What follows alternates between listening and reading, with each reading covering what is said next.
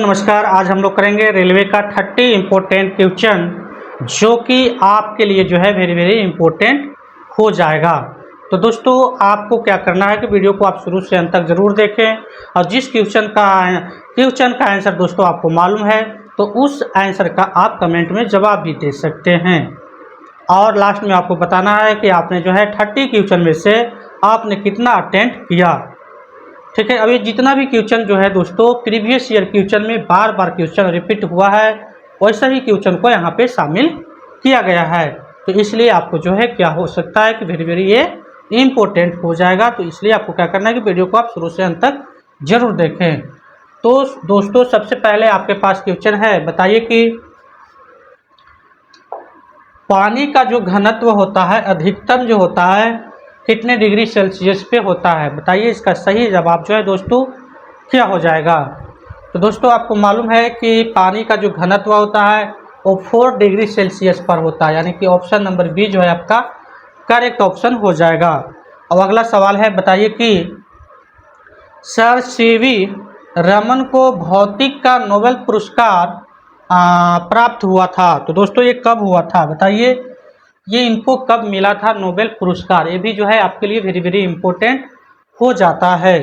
तो दोस्तों आपको मालूम होगा तो इनका जो मिला था 1930 ईस्वी में मिला था। कब मिला था? 1930 ईस्वी में मिला था, यानी कि ऑप्शन नंबर जो है दोस्तों बी जो है आपका करेक्ट ऑप्शन हो जाएगा। नेक्स्ट क्वेश्चन की बात किया जाए, अगला सवाल है कि दूध उदाहरण है एक, है ना, दूध जो है एक उदाहरण है, किसका उदाहरण है?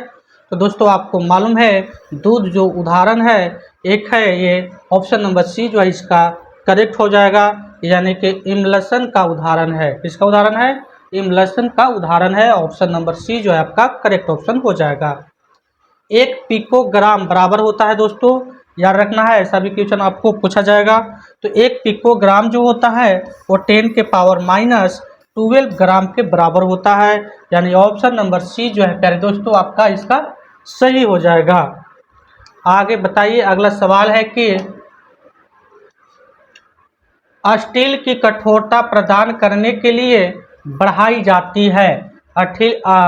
स्टील की जो दोस्तों कठोरता प्रदान करने के लिए इसमें क्या बढ़ाया जाता है, बताइए इसका सही आंसर जो है दोस्तों क्या होने वाला है। तो दोस्तों आपको मालूम होगा, है ना, तो बताइए इसका आंसर जो है कमेंट में करके कि इसका सही आंसर जो दोस्तों क्या हो जाएगा। तो दोस्तों अगर आपको मालूम है तो इसका सही आंसर हो जाएगा क्रोमियम। क्रोमियम बढ़ाया जाता है, यानी ऑप्शन नंबर जो है डी जो है आपका करेक्ट ऑप्शन हो जाएगा। आगे की सवाल को बात किया जाए, अगला सवाल है प्यारे दोस्तों, बताइए कि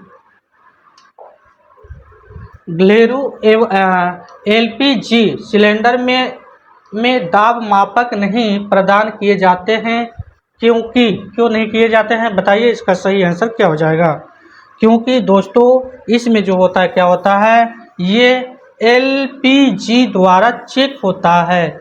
इसके द्वारा चेक होता है, ये एलपीजी द्वारा चेक होता है। ऑप्शन नंबर डी जो है आपको याद रखना है, डी करेक्ट हो जाएगा। अगला जो है सवाल है दोस्तों, बताना है कि क्रोमेटोग्राफी जो होता है कि तकनीक का प्रयोग जो होता है ना, होता है वो कैसे होता है, बताइए इसका सही आंसर जो है पहले दोस्तों क्या हो जाएगा, ये हो जाएगा आपका ऑप्शन नंबर सी, यानी कि रंगीन पदार्थों के प्रभाव, है ना, आसवन में, ये आपका ऑप्शन नंबर सी जो है इसका सही हो जाएगा। अगला सवाल की बात किया जाए, अगला सवाल है आपके पास, बताइए कि निम्नलिखित में से कौन सा अम्ल सिरके में उपस्थित होता है। सिरके में कौन सी अम्ल पाया जाता है दोस्तों? तो दोस्तों आपको मालूम होगा तो ये आपका हो जाएगा एसिटिक अम्ल। एसिटिक यानी कि ऑप्शन नंबर डी जो है आपका करेक्ट हो जाएगा। दोस्तों नेक्स्ट क्वेश्चन की ओर बढ़ें, अगला सवाल है, बताइए कि प्लास्टर ऑफ पेरिस का सूत्र होता है। प्लास्टर ऑफ पेरिस का सूत्र होता है दोस्तों, ये होता है CaSO4 इंटू H2O, यानी कि ऑप्शन नंबर बी जो है आपका करेक्ट हो जाएगा। और निम्नलिखित में से किसमें कार्बन नहीं होता है दोस्तों? कार्बन किसमें नहीं होगा? तो इसमें दोस्तों हीरा में भी कार्बन है, कोयला में भी कार्बन है, ग्रेफाइट में भी कार्बन होता है, यानी इसमें ऑप्शन नंबर डी जो है आपका करेक्ट हो जाएगा। डी जो है दोस्तों आपका करेक्ट हो जाएगा, याद रखना है। नेक्स्ट क्वेश्चन आपके पास है, बताइए कि सूर्य पर ऊर्जा का निर्माण जो होता है वो होता है, बताइए कि कितना होगा, है ना।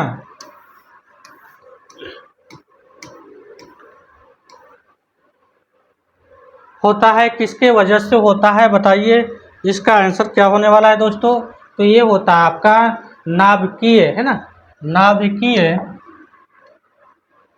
नाभिकीय संलयन द्वारा होता है, यानी ऑप्शन नंबर बी जो है आपका करेक्ट ऑप्शन हो जाएगा। विटामिन सी का रासायनिक नाम है दोस्तों, बताइए सही आंसर जो क्या हो जाएगा। रासायनिक विटामिन सी का जो रासायनिक नाम है वो करेक्ट ऑप्शन आपका क्या हो जाएगा, बताइए।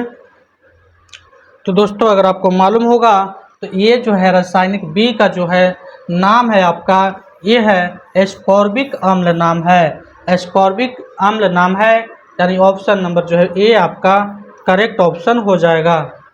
नेक्स्ट क्वेश्चन की ओर आगे बढ़े। अगला क्वेश्चन है आपके पास, ये जितना भी क्वेश्चन है दोस्तों आपके लिए वेरी वेरी इम्पोर्टेंट है, क्योंकि ये सभी क्वेश्चन कहीं ना कहीं एग्जाम में पूछा है। निम्नलिखित में से किस खनिज द्वारा लोहा प्राप्त किया जाता है दोस्तों, है ना, बताइए। अगर इसका आंसर आपको मालूम है तो क्या हो जाएगा इसका सही आंसर।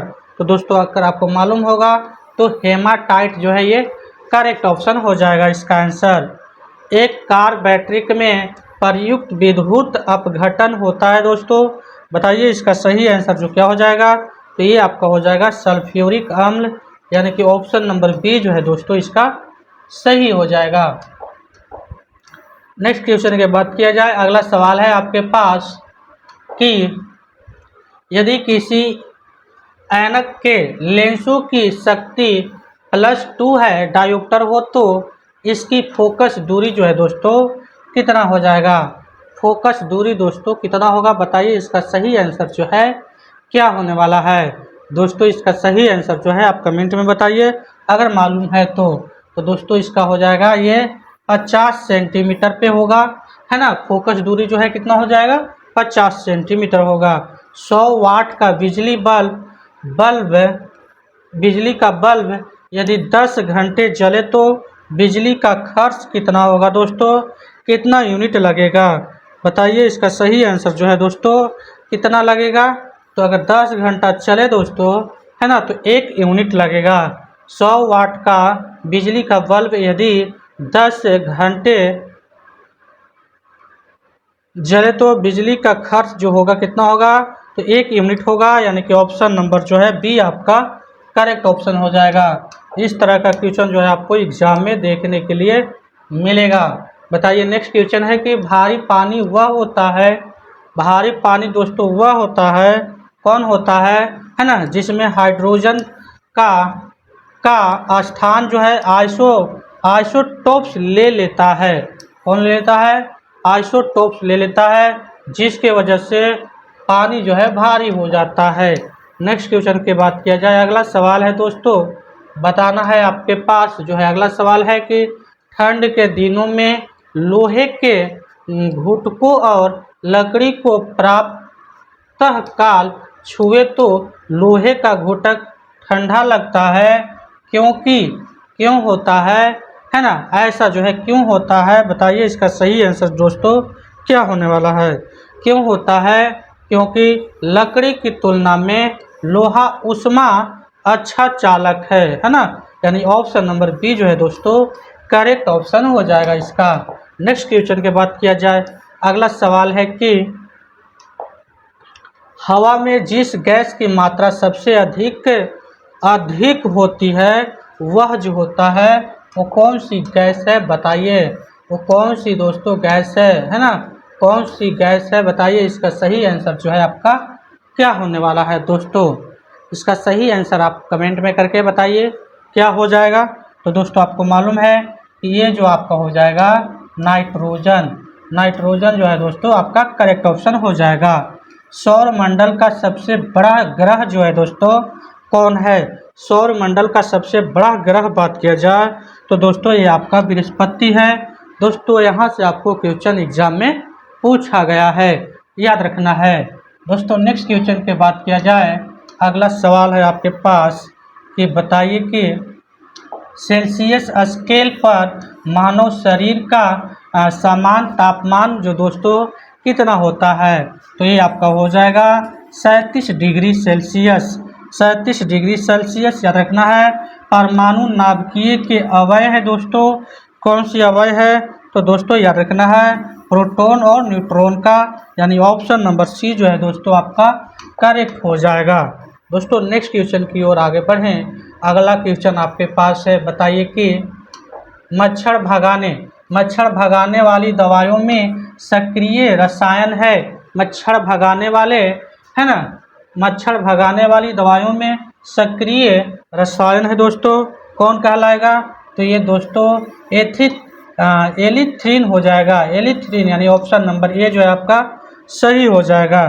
दोस्तों नेक्स्ट क्वेश्चन की ओर आगे बढ़ें। अगला सवाल है कि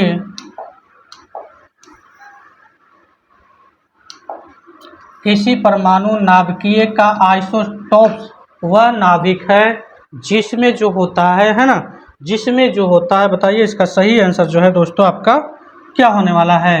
दोस्तों इसका सही आंसर हो जाएगा प्रोटॉन की संख्या वही होती है परंतु न्यूट्रॉन की संख्या भिन्न भिन्न होता है। ऑप्शन नंबर बी जो है इसका करेक्ट ऑप्शन हो जाएगा।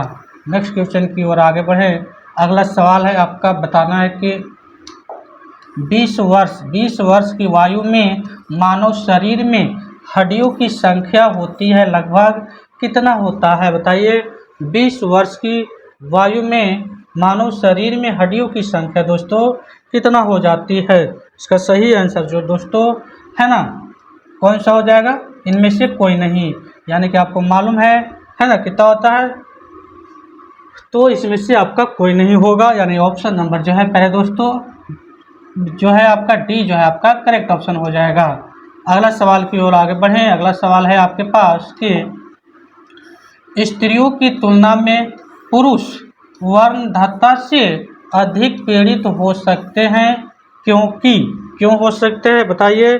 तो दोस्तों आपको मालूम है उनमें केवल एक जो है एक्स क्रोमोसोम होता है, यानी कि ऑप्शन नंबर जो है सी जो है आपका करेक्ट हो जाएगा। अगला सवाल है कि बताइए कि ये भी दोस्तों आपका जो है क्वेश्चन पूछा गया है ना, बिजली की खपत किसके मापक पर आधारित है दोस्तों, है ना, किसके वाट पे होगा, वोल्ट पे होगा, ओम पे होगा, एम्पियर पे होगा। इसका सही आंसर जो है पर दोस्तों आपका क्या हो जाएगा, यानी कि केवल वाट्स, खाली केवल वाट होगा, यानी कि ऑप्शन जो है ए जो है करेक्ट ऑप्शन हो जाएगा। तो इस तरह से दोस्तों हम लोग लगभग जो है 30 करीब क्वेश्चन किए। और बताइए कि आपने अभी तक कितने क्वेश्चन को अटेंड किए दोस्तों अगर आपको वीडियो अच्छा लगा हो तो वीडियो को लाइक एंड चैनल को सब्सक्राइब कर लीजिए, ताकि इस तरह का जो है आपको जीके जीएस है ना आपको यहाँ पे देखने के लिए मिलेगा। दोस्तों आज के लिए बस इतना ही, मिलते हैं नेक्स्ट डे और नेक्स्ट वीडियो के साथ।